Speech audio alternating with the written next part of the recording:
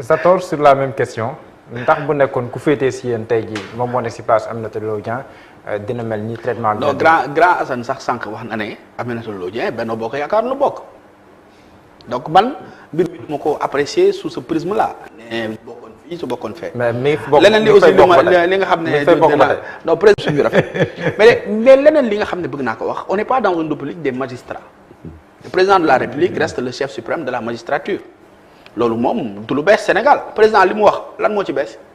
OFNAC liggéeyam mooy enquête jox procureur dafa rappeler le principe loolu mooy liggéeyu OFNAC jox na procureur mooy xool ndax li ma OFNAC jox doy na ma pour ma topp Mohamed Diallo wala ma topp Zator waaw wala déet ça c'est de la responsabilité du procureur de la République leneen li mu wax muy li jëm ci IGE mais IGE président lay liggéeyal moom lay jox rapport moom mi mu jox rapport mooy xool rapport bi bu ñu fàtte ne nag président au-delà de IGE ak OFNAC am na yeneen i sources yoo xam ne mën nañ ko wax ci Assane Badara man mën naa ñëw wax ko ci Assane Badara mu laaj Massamba laaj dof bi ci koñ bi laaj bujumaan bi kooku tamit rôle président la donc amul dara lu ci alarmant indi na sànq benn rappel député bi ñëwoon assemblée mais procureur mënu ko topp parce que le député a une immunité parlementaire moom bi mu koy wax xamoon na ne procureur du ko woo ndax procureur mënu ko woo. bàyyi ma ñëw il peut demander la levée de son immunité parlementaire. bàyyi ma ñëw combien de députés ont été combien de députés lañu. xam nga la levée immunité parlementaire xam nga la levée de l'immunité waaw mais la levée dafa am fu muy jaar. waaw justement. dafa am fu muy jaar yow mi député pendant la session tu es couvert d'un manteau qui s'appelle immunité parlementaire loolu pour lan la pour may député bi mu wax loolu lu ko neex mais li nga xam ne mooy suñu responsabilité ñun. di responsable président de la République gis nañ ni ba renouvellement bureau amee sanctionné nañ ko loolu ñëpp teg nañ seen bët quand même loolu nag war nga ko mën a reconnaître maintenant le député il a une liberté député xam nga Sénégal ku gën a libre fii mooy député lu ko neex wax pendant qu'il est en session lu ko neex wax loolu moo tax mu am immunité parlementaire bu koy couvrir pour que loolu yoon bañ ko cay topp su fekkoon ne député lu mu wax rek ñu dindi ñu summi ko topp ko dootoo benn député dootul des assemblée nationale bés bu nekk nga dégg député opposition yi yàq président de la république xamee ce jeu là bu ñu ko ubbee dootul amati député bu des assemblée nationale parce que su boobaa mais dafa yomb.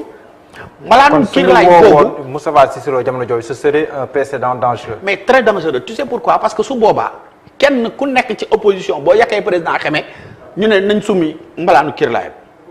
buñ ko simee ñëw àtte ko tëj. wala ñoo àcc ko dàq non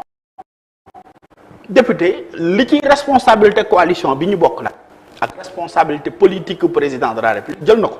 ndax ñëpp gis nañ sanction yi nga xam ne teg nañ ko ci kawam mais man d'accorduma pour ñu jéem a légaliser l'indiscipline d'accorduma loolu parce que grand Assane du génn fii 21 heures du ko def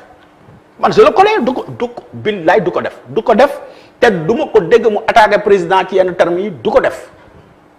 donc nañu promouvoir les bonnes pratiques wax bu dal mën nga wax li nga bëgg wax yépp ci dal ak yara président mën nga koo wax lu la neex mais ci respect parce que nag loolu nag moo méngoo tamit ak suñu aada réew. D'accord. Je crois que loolu ñoom ñi nga xam ne ñooy suñuy mag ci wàllu politique su fekkante ne dañ leen gisoon ci yooyu mais mu ñaawa parce que grand Assane a ngi nii les gens tey ci PDS bokk na si l'un des rares yuy dem si plateau yi. pourquoi lan moo ko may sa pertinence sa correction dana wax li mu bëgg wax te saaga du ci am xaste du ci am xuloo du ci am loolu nag la ñu war a promouvoir pour que nit ñi xam ne Sénégal yi ñun ñëpp ko bokk Sénégal santul Sall santul Wade santul woon Diouf santul Senghor suba président bi mën na sant Mbaye wala mu sant Ba. keneen ku tenir peut-être ay propos yu en tout cas ku saagawul.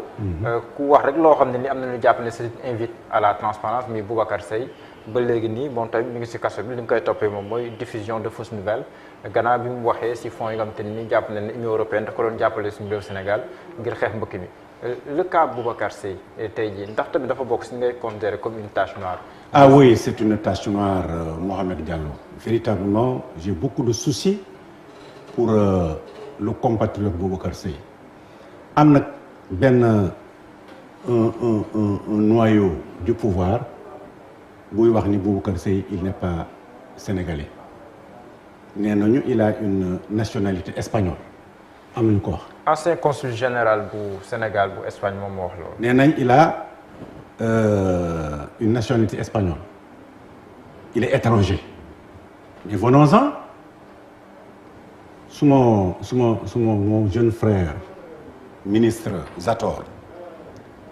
ils ont mis dans le gouvernement un Allemand, Abdou. Mais après, Abdou, c'est un étranger parce qu'il est allemand. Et les lois allemandes sont plus dures, elles sont plus corsées que les lois espagnoles. Nous disons que le directeur général de l'ARTP, nous gérons tout ce qu'il y a comme communication au Sénégal et à l'extérieur. Nous disons que le président Mahamoud Ngedef, ambassadeur du Sénégal au Gabon, ministère de souveraineté, pour un Allemand, nous avons dit qu'il est étranger. Vous, quand c'est bien, vous avez expulsé un étranger qui a été expulsé. Non, franchement, il y a un lot de choses ici, il y a un qui est gouvernement qui est fait. Il y a un et puis, vous avez vous avez parce que nous avons une ONG qui est migration. Mais le rapport Gol dafa leer dafa wax ni État du Sénégal jot na lu tolloog 193 700 000 euros ci ay projets yu jëm ci biirum migration keroog la délégation de l'Union européenne mais dafa def communiqué wax ni effectivement injecté nañu lu tolloog 130 milliards de francs CFA dans les projets pour bloquer l'immigration clandestine au Sénégal. Mais son seul tort mooy laajte fan la xaalis boobu dugg parce que xale yaa ngi dee ci géej gi lu ëpp 400 et quelques sénégalais dee nañ si géej gi doon dem Espagne doon dem Maroc dañ feneen ak feneen ak feneen. C'est son seul tort d'avoir questionné le gouvernement fan la xaalis boobu dugg est-ce que loolu mérité na ñu koy jàpp ñu koy pamte di ko ñàkkal surtout di ko xaw ba tey ji sa santé est fragile. Non, je dis non dafa am loo xamante ni dafa jekku rafetul. Donc, nous avons les droits de l'homme, nous devons sauvegarder. Donc, un étranger, qui encore, il faudrait qu'on rapporte la preuve que c'est un étranger qui n'est pas sénégalais. Mais j'attends qu'on me rapporte la preuve. Lolo, il faut d'ailleurs. Donc, je crois qu'il présentement au tribunal. Je demande vraiment au président de la République de demander à son ministre de la Justice, lequel doit dire à son procureur que nous payons pour nous devons faire dafa am njaboot dafa am famille et sa santé est précaire le mu questionné le mu posé tous les citoyens sénégalais ñoo ko posé. après ça le président am nañu